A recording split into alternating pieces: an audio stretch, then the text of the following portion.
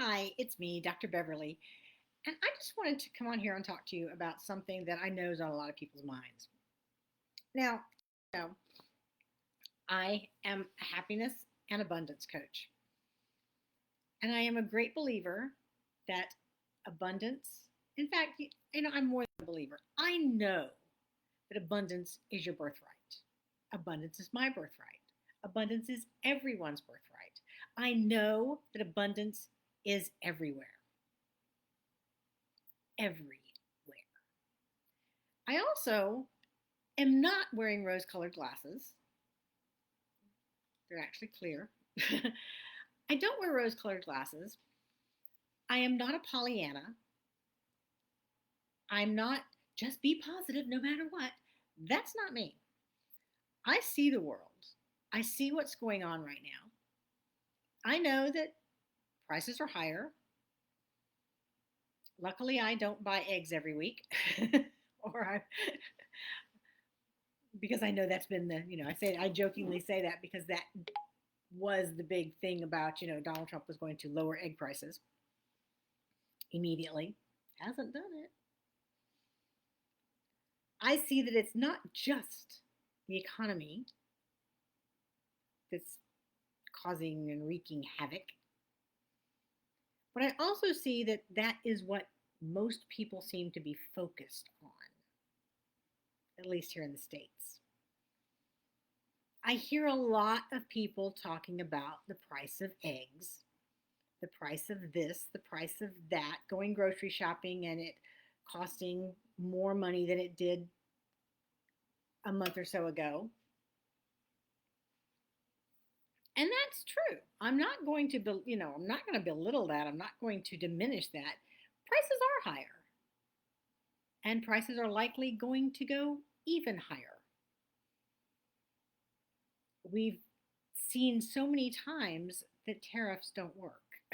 you know, yes, the other country pays it, but they pay it by passing that on to the consumers by raising their prices. We know this. It's happened time and time and time again. And I don't mean to get terribly political, because I will probably get a little political. But if you pay attention to the words that are being said about it's going to be hard for a little while, but then we're all going to be rich, who is he talking to? Now, the fact of the matter is, a lot of millionaires became millionaires during hard times. Why? Because they got creative. They got creative and they created something that had been taken away. Now, that's exactly what's going to probably happen with the closures that we're seeing everywhere.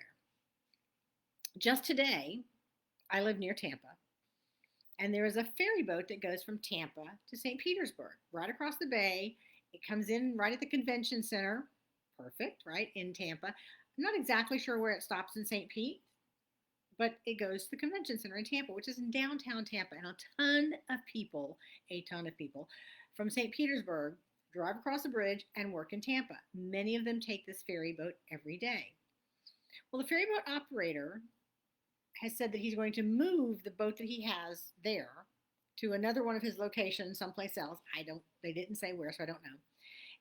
And he's going to use a smaller, slower boat. I don't see that as a problem.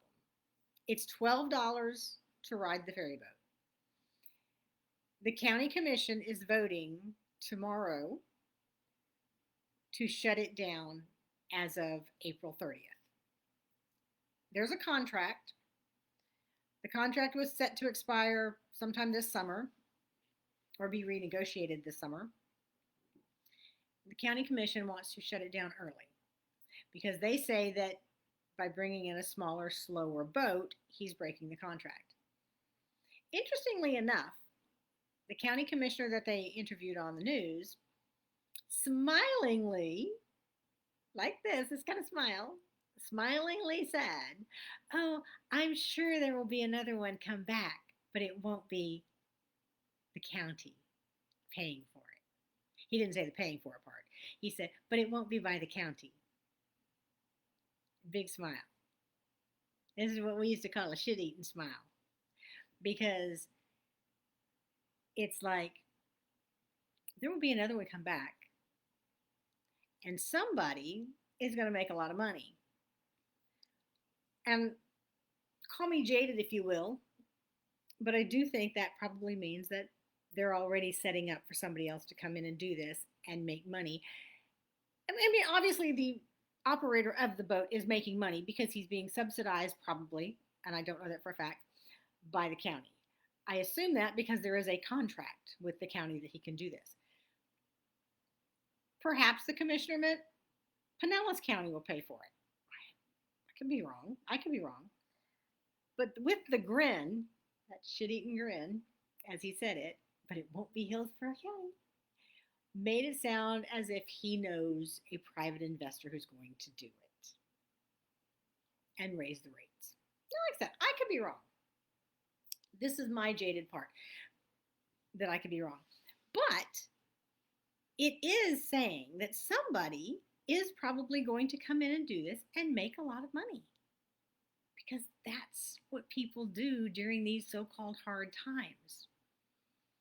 Paying $12, if you work in Tampa, if you work in downtown Tampa and you live in St. Petersburg or on that side of the bridge, it's very easy to park wherever you're parking over there, take a $12 ferry over,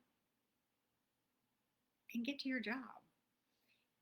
It's cheaper if you're coming into the airport in St. Pete, because there is an airport in St. Pete. If you're coming in and you're going for a day over there, it's cheaper than it is to take an Uber, especially if you're thinking you're going to do something in downtown Tampa where you're going to be a little tipsy afterwards. It's cheaper than taking an Uber. It's cheaper than parking in downtown Tampa. Downtown Tampa's parking is sparse, shall we say. And the parking garages are high. It would cost more than $12 to park in Tampa for the day. So this ferry is a great way to do it. So it's going to cost people, until they get somebody else up and running, it's going to cost people more money to go to Tampa. There's going to be some people who don't go to Tampa. They're going to say, well, why should I bother to go over there if I got to drive? Because there's a bar on the boat. So they can have a drink if they want. Probably have a few snacks if they want. People seem to love it. I mean, I've heard things about it. I admit I've never used it because I don't live in Tampa. I live in Lakeland. So I don't have to deal with that bridge. When I do, I have a couple of friends in St. Pete. I'm heading to their house or I'm heading to the beach for the day. That's it. So I admit I don't use it, but I do see this as an opportunity for someone else to come in and make a lot of money. When times are bad or hard, this is when people buy stocks. Buy low, sell high. You buy now only with what you can afford to lose, because you never know, and you sit on it. And if you can afford to sit on your stocks for 10 or 20 years, they're probably going to go up. Chances are fantastic that they're going to go up. So I actually bought a few more the other day. They haven't gone up yet. Not expecting it to, but I do expect them to go up later. Now, I'm not spending millions of dollars buying stock. I'm not spending thousands of dollars buying stock. I'm spending hundreds, a few hundred. So, if I make a few hundred, awesome. If I make a couple of hundred, awesome. I'm not anticipating making $1 million off the few shares of stock I bought the other day. That's what I'm getting at. And you don't have to, but you can buy one share of stock, one little old share.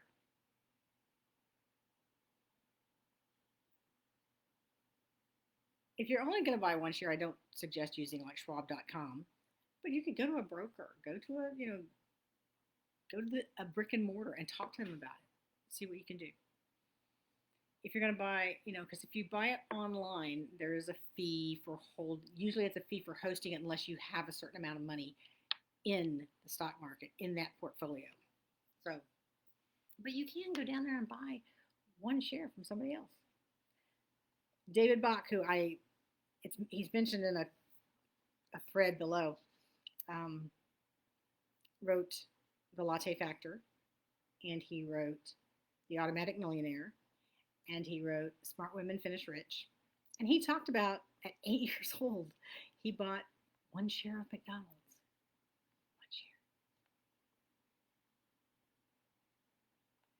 It can happen. Now, he of course bought more over that. It's not like he bought the one share and that's all he ever did. But I do want you to realize that if you start putting money away now to an online bank account, under your mattress, in a box, in a bucket, in a jar, anywhere, you'll start saving money. As long as you put that away someplace. Whether you want to call it for a rainy day, you want to call it an emergency fund, I don't suggest those two names because it kind of tends to make that money feel like it's for an emergency only. I prefer to call it my fun fund. That way it can be for a number of things. It could be for me taking dance classes. It could be for me going on a trip. It could be as long as it's fun. You could call it your joy fund. Call it anything you want. But preferably keep it in the happy vein. Hi, Martina. Oh, yeah, you can. Check it out. Find a broker, and go down there and talk to them. Call them, make an appointment, go down there and talk to them. It's great. Because you can buy, you can, and what I was told when I first started buying is, buy what you use. Buy something you use a lot. Because if you're using it a lot, that means you love it. And if other people are buying, that are using it, then it's probably going to go up, It's better instead of buying something you've never heard of, because then you don't know what's going to happen. Buy something you use a lot.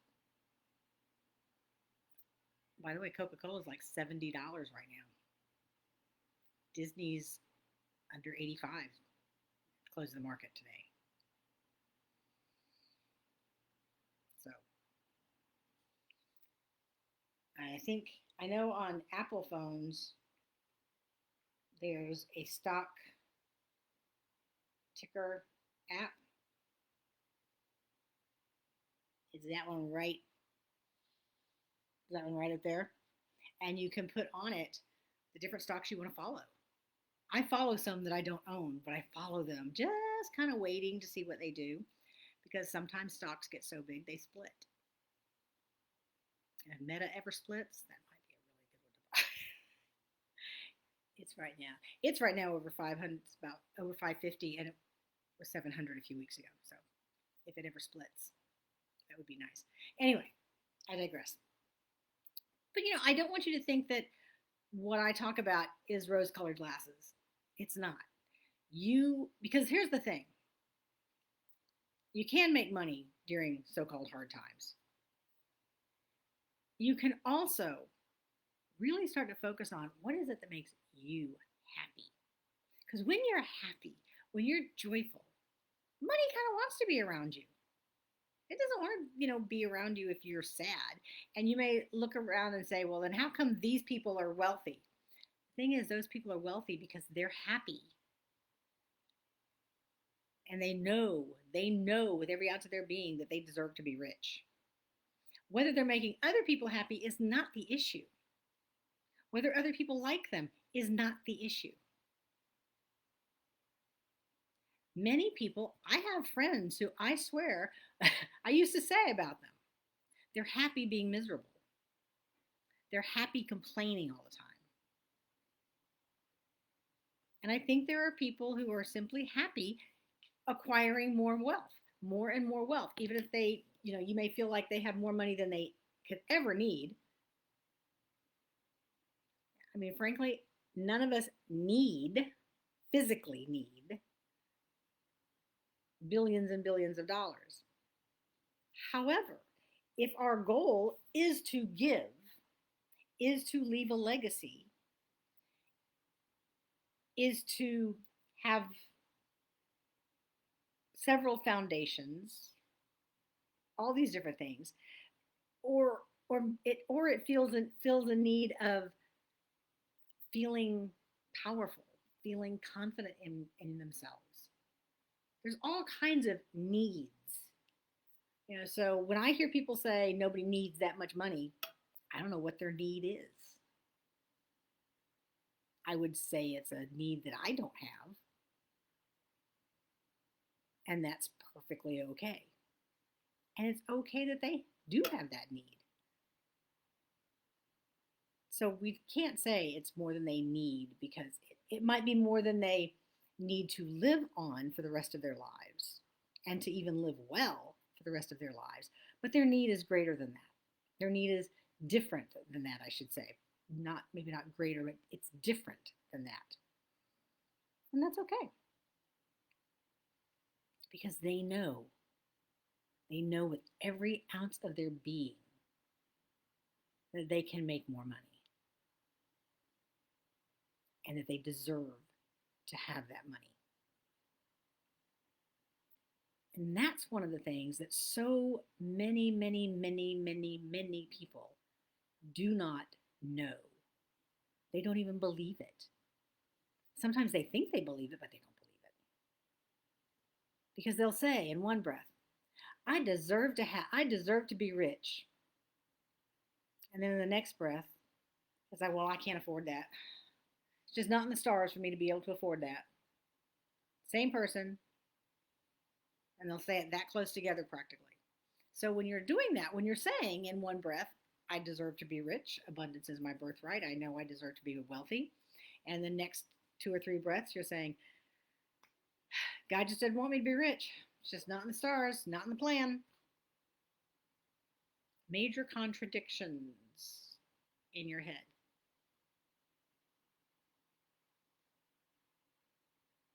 So with all that said, and I kind of just decided this at this very moment, I think it's time for us to do another meditation. I did that meditation last month. I had told myself I was going to do one every month, but April's kind of gotten away from me. So let me look at my calendar, because I seriously just thought of this. um,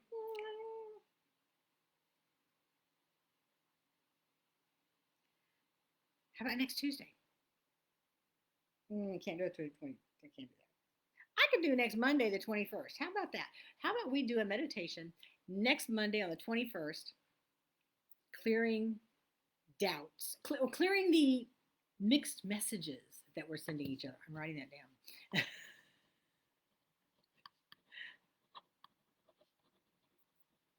This is why I talk just off the top of my head, just talk off the cuff. We'll do a clearing mixed messages that we're sending ourselves about being wealthy, about richness, about having money. And, hi, Lisa. Um,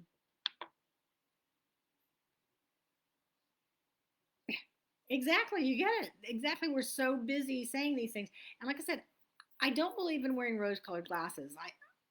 I do see the world for what's going on. I don't talk about it a lot, which is why it's taken me this long to come on and talk about it. I thought about it a couple of weeks ago. But, you know, certain prices are going up, other prices are not. I love Red Lobster. I love the place. And we went there for my birthday. Their prices have not gone up. I mean, their prices are basically the same. Maybe a dollar or two here or there, a dollar here and there, but it's not even every item. Lobster, okay, fine. That's all. Lobster's always, market price. It always fluctuates. Other things haven't gone up. Still get the biscuits. Still get those Cheddar Bay biscuits for free.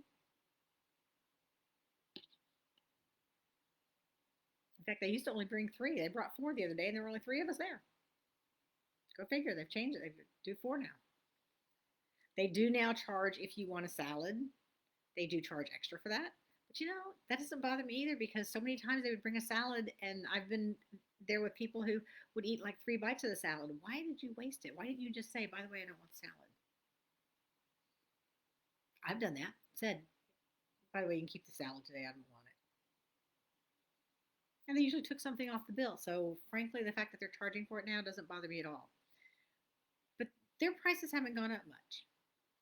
I got chicken wings a couple of weeks ago, and we even commented. The girl behind the counter and I commented the fact that chicken wings haven't really gone up that much, yet eggs have. It's the same animal. So, don't know why. Just a random musing, random observation. But let's see, Lisa just said, oh, 18.99 a pound. I don't see. You're saying that's crazy. I don't think that's crazy because I can remember times. I don't buy lobster often, but I can remember seeing it on the menu in different places for 24.99 a pound. So it's been a while. I don't know when that was. I do know it was a while back because, like I said, I rarely look at the prices of it because it's not something I eat. I do like it when I eat it, but I just not something I'm generally willing to pay for because when I go to a seafood restaurant, I absolutely adore crab legs and shrimp scampi. My two favorites. That's what I'm eating when I'm at a seafood restaurant every time. That's why I don't even think about lobster. I need to do that. Um, so see, it's interesting that you've obviously seen it for less than that. I've seen it higher than that. But like I said, it was a few years ago, so I don't know. I can remember grouper got so bad because they were overfishing grouper and then they weren't fishing it because they weren't allowed to because they had overfished it. I think it's back on the menu now, and I haven't even looked at it lately because I got out of the habit of eating it. So don't look at it. Anyway, the main thing, like I said, I came on here to say that, all my abundance talk is not rose colored glasses. It is not ignoring the economy. It is learning to change your mindset so that you believe with every core of your being that you actually get to the point that you know it within your soul. There's no question. There's no mixed messages going into your head. For instance, when I was teaching, I can remember every year, especially with middle schoolers, when I would teach them grammar. And I would hear every year, we learned this last year. I go, really? So I'd put a sentence on the board and I'd ask them to correct it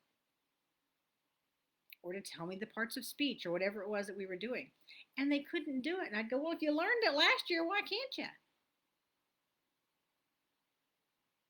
Because the difference was they didn't learn it, they were taught it. And there's a difference between being taught something and actually learning it and actually internalizing it and knowing when to use which your it is or which to it is or even which there it is or even which here. I have seen HEAR for HERE and vice versa lots of times. So knowing it, getting it into your mindset, truly in there, changes everything.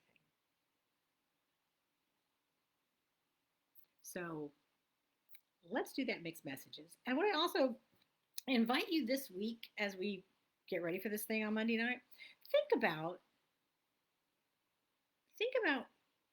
how much it would take for you to feel rich. Would it take $1 billion for you to feel like a rich person? Like a wealthy woman? Would it take an extra $100 a month? For some people, probably for some people in here, it would take something like $50 a month, $20 a week extra to feel wealthy. And then I also invite you to think about this.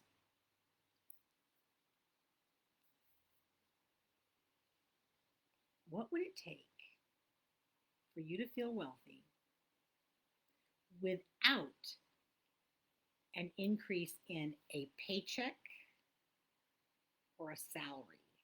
Think about all those other ways that income comes to you. What would it take this week for you to feel wealthy? Would it take a free meal, a discount, having an extra $100 come to you in mysterious ways, as I call them, which might be from rewards points, discounts, freebies, maybe even kindness? So often, when somebody does something for us, we say thank you. Most of us probably say thank you to them. And it is a kindness. And they might never, ever ask you for a payment, never expect a payment, probably turn down a payment if you tried to give it to them. But if you think about what it would have cost you to pay somebody to do that for you, change a tire,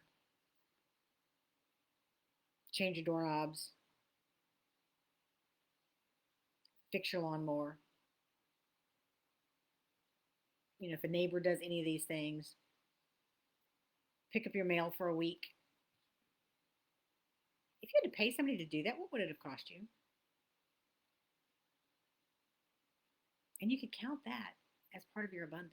I want you to look at abundance and look at wealth differently this week. Not money, but other things. Just the kindness of, as Blanche Dubois said in Streetcar Named Desire, the kindness of strangers. It could be the kindness of friends, though, instead. Just think about that. If you had to tip every person who held a door for you, if you had to give them a 50-cent tip, how much did you save every time they open a door for you this week? If you had to pay people to be nice to you, how much wealth did you receive that way? Because them being nice is wealthy. Them being kind is part of your wealth and abundance. You being kind to others is also part of their wealth and abundance, and it's part of your wealth and abundance because it means that you have that much joy to give to somebody else.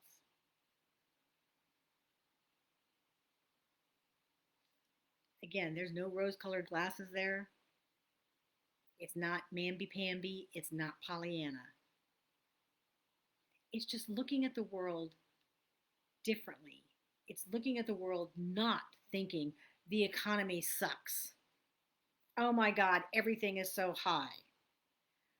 Oh my gosh, people are crazy. Oh my gosh, look what's happening.